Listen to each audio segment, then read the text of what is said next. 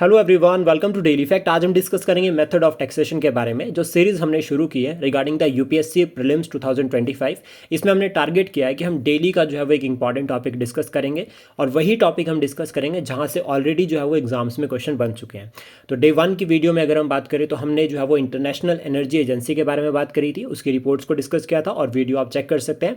आज हम बात करेंगे मेथड ऑफ टैक्सेशन के बारे में। ये टॉपिक प्रीलिम्स और मेंस दोनों के लिए काफ़ी इंपॉर्टेंट रहता है। इवन अगर हम बात करें इकोनॉमी के पॉइंट ऑफ व्यू से तो हमारे लिए टॉपिक काफ़ी ज़्यादा जो है वो हेल्पफुल रहेगा प्रीलिम्स में स्पेशली।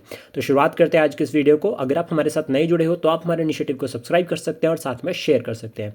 तो चलिए डिस्कस करते हैं। सबसे पहले हम बात करेंगे प्रोग्रेसिव टैक्सेशन के बारे में या प्रोग्रेसिव मेथड ऑफ टैक्सेशन। तो इसमें क्या जनरली क्या होता है कि जैसे इनकम का लेवल इंक्रीज होता है वैसे ही जो टैक्स है वो भी इंक्रीज होगा। जैसे मान लीजिए इनकम 7 लाख थी, 10 लाख हो गई तो टैक्स भी बढ़ जाएगा।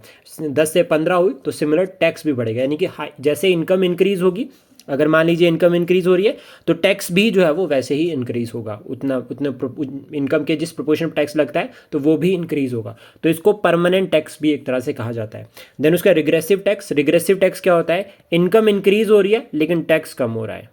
ठीक है, टैक्स अगर हाई इनकम चल 10 से 15 लाख होगी लेकिन टैक्स कम हो गया तो इसको कहा जाता है रिग्रेसिव टैक्स और इसको नॉन परमानेंट टैक्स भी कहा जाता है।